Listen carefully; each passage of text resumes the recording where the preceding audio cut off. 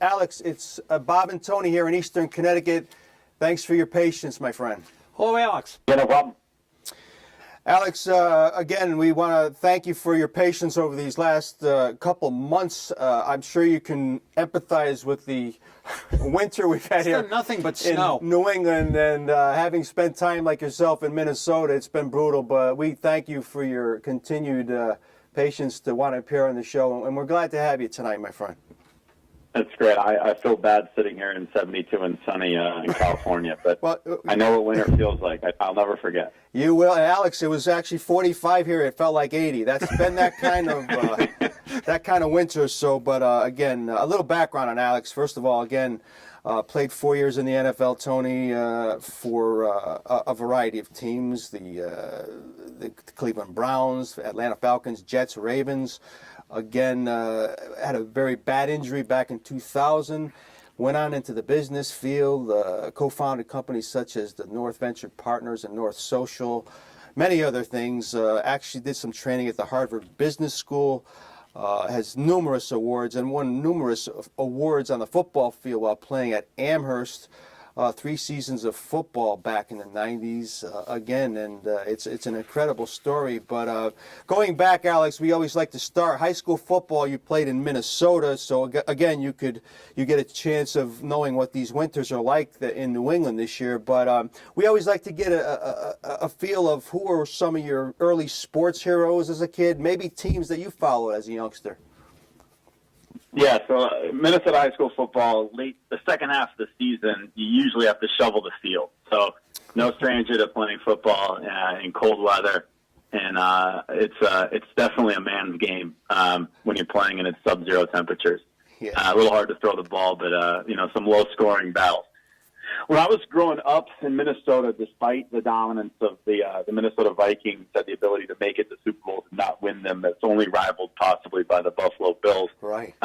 I wasn't actually a Minnesota fan. I loved the Raiders, which is funny that I'm kind of right near where they practice now in California. But so I grew up a huge Howie Long fan. I actually used to tape his football card to my shoulder pads in high school, hoping it would channel some of the magic that he could bring to the field. Wow. And that was kind of my childhood idol.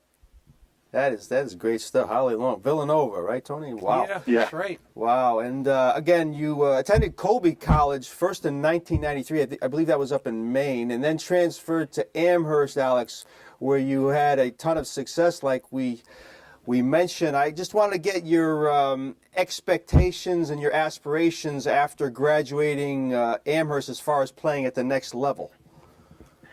I was in a weird spot. My junior year, I had a scout come from one of the companies that like 26 of the 30 NFL teams hire to do their scouting. Mm-hmm. And he came out and set up his laser timer, and I ran, a sub 540. I ran a 4.97 at 330 pounds. Mm-hmm. And everybody made a big deal about that kid from a Division III school this year at the Combine that broke 5.0, and he was the fastest lineman.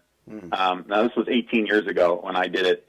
And so after that date, the report they issued a few weeks after he watched all the film and games and stuff, things got a little weird. I had agents hiding in the bushes, and I was one of Mel Kiper's top 10 sleepers in the draft. Yeah. And I went down to the Giants and met with George Young, who was the general manager back then at the New York Giants. And he said, for sure they were going to draft me if I was available. And I thought for sure I was going to go in the draft. And then when I slipped as sort of an undrafted free agent, a lot of coaches got cold feet to draft in a Division III kid. So I ended up as a free agent going to the Ravens. But I had at least leading up to the draft, that I had gotten some false hope that I was going to get drafted and that I would be able to go into a team and if not, be an impact player, it would certainly make the roster. But coming in as a free agent, things don't always go as planned, and it was a little bit steeper of a path than I thought it had to be.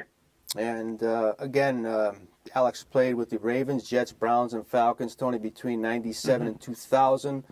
Had some great teammates. I was looking through some of the rosters and coaches, Alex, including Jonathan Ogden. I got a chance. He was actually a guest on Thursday Night Tailgate last week, Tony. Quickly, we had a quick chat with Jonathan Ogden. You talk about big men.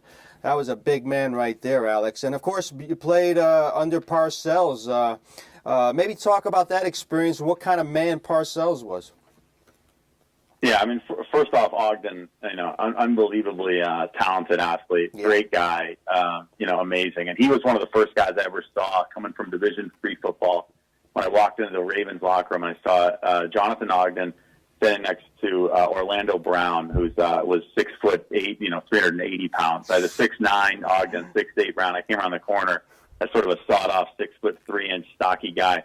I just looked at those two and went, "Oh my God, I'm in the wrong business." But he's one of the biggest guys I've ever seen in a football uniform. So when I got to New York, playing under Parcells was great. At the time, we had Bill Belichick, who has had some success after the Jets. Yep. He's gone on to a few decent things in New England, and he was our D coordinator. It was really an amazing coaching staff. I think out of that crew. We had Eric Mangini was sort of he was a Wesleyan guy from right there in Connecticut, but he was sort of under the study of Belichick and Parcells. I mean, with our team there had a whole set of coaches, and coming underneath the Parcells organization from Baltimore, where we had Ted Marchibroda as a coach, who was an older guy who was sort of a friend with the owner, and he was one of those golf cart coaches at that point in his career. He was getting kind of on in years, and he would ride around the golf cart and kind of yell from a distance, and really the player position coaches sort of ran everything. Coming to Parcells' environment was night and day difference. Everything organized to like a military operation. Whistle to whistle, horn to horn. They'd schedule everything out. Trains ran on time when Bill Parcells ran that ship, and I think that has a lot to do with his winning record. And as I mentioned earlier, before I pass you over to Tony, Alex, the career-ending injury in 2000 while you're with Atlanta, can you expand on that a little bit? Yeah, it was. I mean, so there's two things that happened. One is I got hit in practice, kind of under my face mask, that broke some teeth, and then basically that sent me to the doctor to get an MRI, which confirmed something I'd been dealing with, which was in my neck. I had C6 and C7 were apparently ruptured, and I was losing some feeling in my left arm. Oh. And so I had a combination of like a jaw injury and a neck injury, and I think the team sort of went, well, which one of it, which one is it? Sort of both, and then, as a lot of season-ending or career-ending injuries end up, it came down to what do we do with this contract now that you're unable to play? And fortunately, I had the union sort of back me in, and it ended up being a bit of a legal battle, but things got sorted out over a year or two and it goes, with the union sort of pulling their weight around and making sure I got everything fixed up and taken care of, and I moved on to software, and kind of haven't looked back. And hence the business aspect of the entrepreneur career of Alex Bernstein. Tony, question. Alex, I mean, we thank you so much for being patient with us, and we're so happy to have you. We've talked to a lot of football players on the show, and we've been very blessed to do that, and the adjustments that they've made from leaving football to going to that next level of life, they never seem to be, for reasons well understood, very smooth transitions. And I'm willing to say, or I'm willing to guess, that was also the case with you. Yeah, the transition's not easy leaving football. It is. Unlike, many things, it requires, an enormous amount of dedication and focus for players to achieve, the NFL dream. And in doing so and fulfilling that dream, it sort of sets yourself up for what is inevitably the failure. And it doesn't matter if you're, a Hall of Fame player or if you're a guy who's, battled through a Division I program and played a few years on the roster. For everyone, when that game ends, and it ends often very abruptly, it's a real loss of self, and it's something that's really hard for a lot of guys to deal with. And if they don't find something, that they can grab onto right away and sort of redirect, who they are as a person and sort of find a new identity, it can be really challenging. And, I think I got really lucky in the sense that I was injured enough that I knew I couldn't go back and play. Mm-hmm. I knew that I needed to make money, and that I hadn't sort of established enough of a nest egg so I could really get lazy. And I've seen some guys do that, where they've got just enough money that you could consider retiring, and then they sort of languish for a few years and don't earn anything, and savings get burned quickly, and it's really hard to adjust, a lifestyle of spending, and then they get in trouble. So I was sort of lucky that I was a league minimum, undrafted free agent, lunch pail O lineman. So I sort of was ready to jump into work, and I think that made a huge difference. I think a lot of guys would benefit from that. Yeah, and it was an incredible change. And from what I read, Tony, I mean, Alex, he went to work for Seabridge Technologies. This is in 2000. And from what I gather, Alex, you worked incredibly, just as hard as you did on the gridiron as far as studying and going to work early. And ultimately, you co-founded the North Social, that's the media software company, Tony, and which was later acquired by Vocus. That was a very lucrative transaction, but it's probably a crazy question, but how much did the discipline, both at Amherst and the NFL, contribute to your business success that you currently enjoy? Yeah, I mean, I think, I'd like to say a lot of it's related. I mean, I think it makes a good story when you look at it from the perspective of, the things learned under a Parcells translate into success in business. I also would probably, some of those attributes probably were ingrained in me before I got there. I was kind of guy who never missed a workout, never missed a practice, never missed a game. From my Pee Wee football all the way through, and that was just sort of how I approached the game and how I approached work. I think that there's definitely a lot of lessons learned, though, and some of the things that I learned in football were more about trying as hard as I could and playing as fast as I can, and then sort of trusting in myself. And the same is true with business. When it takes a lot of guts to after I'd been out of football and working for a few years, and sort of figured out how software businesses were run and how they work, quitting a good job and going out on my own was sort of a risk that I gained the confidence to do things like that from sort of my football experience, which was when I was just giving it everything I got, I would make the block, I would make the play. And when I had any hesitation or self-doubt, and you hesitate for a second, and all of a sudden the guy's past you. And you have to completely let go of all fear and distrust in yourself. And when I kind of played the game of business at the same speed with full trust in myself, things really clicked, and I started to be able to do things that I kind of hadn't even been surprised myself in some of the things that we were able to accomplish. It's definitely a relationship there, and as you can see, as we talked to Alex, we have a pretty cool picture of him on the TV screen. Tony, question? Want to stay on the business side of things there? Well, I'm just, I want to get back to football for a moment. We've had a very controversial year in the NFL, Alex, as you know, a lot of different things, violence, possible cheating, domestic violence. How do you feel about how the league has administrated this, and what might be your sense as to where things might go from here? Well, I mean, I don't think anybody's proud of the actions of some of the individuals, that the NFL employs. I don't think that they had swift response on, I think, specifically the Ray Rice issue. I think they could have addressed that much faster and more aggressively and probably in a more thorough way. Did they then later react? Some would say reacting, and I don't think they've really found a solid footing yet. They can react in a consistent way, which is sort of what needs to happen.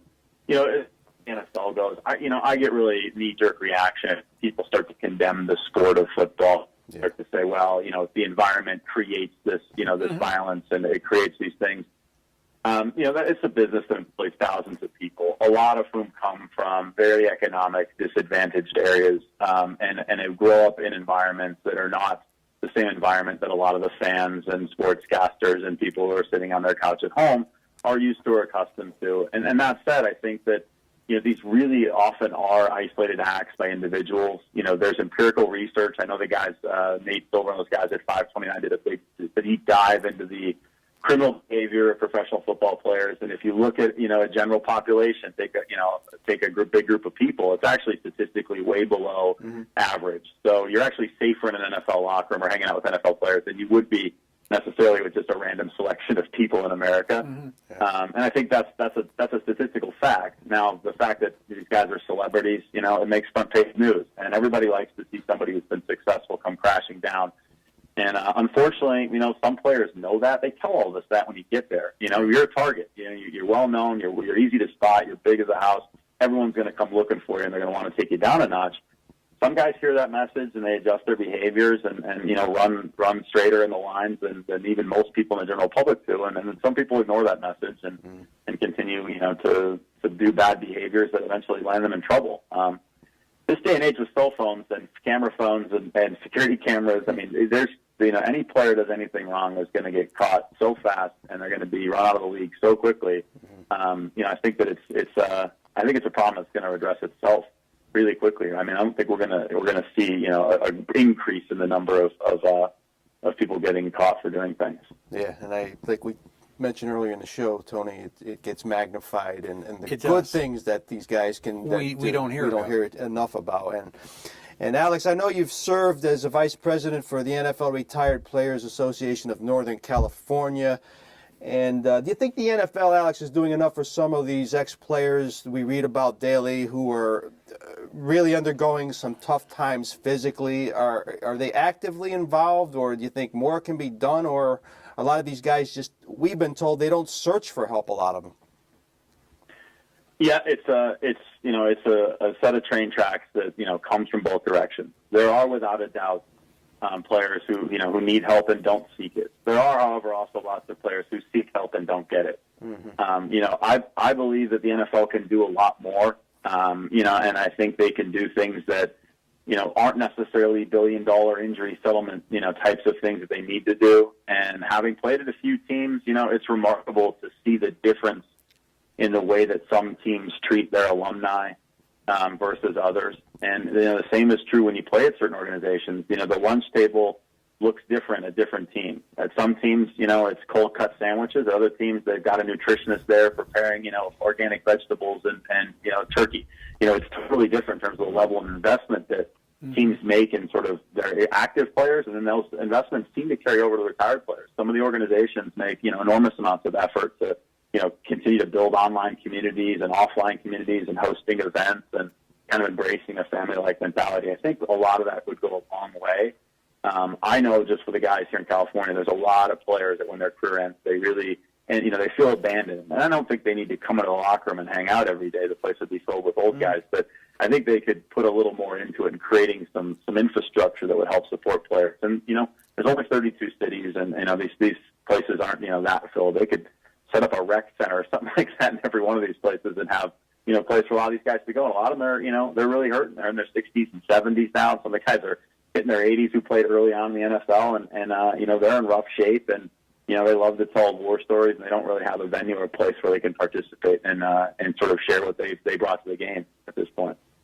And it's an excellent point. We've talked about the concern, Tony. It's such a physical game right now. Yes. What's it going to be like for these guys playing now, 15 they're years bigger, from now? they're stronger, they're maybe hitting harder. NFL has to have something in place where, because again, you play 4 or 5 years, and Alex can attest to it. In this year, you don't come out unscathed. We've talked to Eric Dickerson about that. It's some very sad stories out there. We don't have to go into them. It's in a daily thing. But as far as what you're doing these days, Alex, again, you've been in so many business ventures. I read about one called InOak, which stands for Innovate Oakland. You're doing some great things in the Bay Area to kind of liven things up. Tony, you've been out there and seen it, Oakland. But what's going on out there now, Alex? So InOak is my kind of latest. I'm working on some software companies as well, but this is sort of a project I'm really excited about. I've been finding old abandoned industrial buildings in sort of blighted areas of Oakland, acquiring the building, and then renovating them into either commercial spaces for offices or live work, kind of loft spaces, and then helping to mentor and bring in early stage technology companies into those spaces to sort of help these areas, create jobs, create economic activity. And, and also it works out well given the extraordinarily high rents in San Francisco. We're right across the water. We get a little more sun.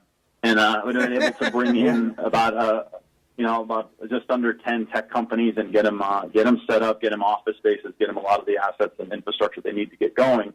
And it's really seeming to turn the corner and have a real positive impact, both on the companies and on the neighborhoods that we're setting them up in. That's exciting Really stuff neat. to hear. And really neat. we've seen the towns, cities like Detroit and Oakland, Tony, in need of guys like Alex Sure. to generate things, and that's great. One more question, Tony, for Alex? Yeah, Alex, as far as the tech companies and the young people you're seeing, what are you finding in them? Are the schools doing a good job, or is there something that they could do a little bit better? Yeah, I mean, a lot of this stuff, technology is an interesting path. I think a lot of the people that we see, or the guys that I see, or the women that I see that have a lot of talent, a lot of them are self-taught, and that they're hackers for the most part who have really good programming skills. A lot of them, they don't teach a lot of this stuff in classrooms. Right. Most of them figured it out on their own, and they download a video, or there's different web forums, and they're learning how to piece together bits and pieces of code, and they test things and try things and figure it out. And sort of the younger generation of course, who just, aren't afraid to jump in and try stuff are the ones that turn out to be, really talented employees who are able to sort of figure out solutions to problems. And, they're not so textbook trained, that they really kind of have more of a street smart, on a technical level. Those are great. And we found really good resources here in Oakland. I've teamed up with a group, a nonprofit called Oakland Digital, which trains kids around Oakland and help work with those guys. And we can help, identify local businesses, and hopefully even if some of the kids that come up to the training, if they don't work in one of the buildings that, or the companies that I'm working on, there's certainly lots of other, opportunities in Oakland. And some of the big tech companies here are actually popping up offices in Oakland. There's talk of Google and Twitter are opening sort of offices great. on the other side of the bay. Great. Yeah. Yeah, it's just, the real estate, there's a lot of really beautiful buildings that were built in the 60s and 70s that are gorgeous, and they've been sitting kind of dormant for a while, and they're, you can look straight across the water at, real estate in San Francisco that people are paying a fortune for, and they're kind of going, it's 14 minutes on a train, and you can pop up and be right in the heart of Oakland. So it makes a lot of sense for these companies to put offices there, where they can get a lot more square footage for a lot less. Well, all we can ask you is to continue the great work you're doing, Alex. And again, we're out of time here. We want to thank you again for Thank your you so patience much. over the past 7 weeks or so. Finally, great having you on, and we'd like to keep in touch with you, let us know about your current ventures and how things are going. Again, we can't thank you enough, and our best to you and your family, Alex. Keep in touch, please. Take care, Alex. Thank you. Yeah. Good luck with all the shoveling. Hopefully, you're through the worst of it, and you'll be out of the weeds soon. And then, out picking in your garden soon instead of shoveling the I hope driveway. so, Yeah, Alex. we hope so, too. Absolutely no reason to work out this winter. We've had enough. So, again, Yeah, you guys all have big shoveling muscles by spring. yeah, sore We'll arms see you too. at the beach this summer. All right. Take Again, care, Alex. keep in touch, and thanks again, Alex. Good night, Alex.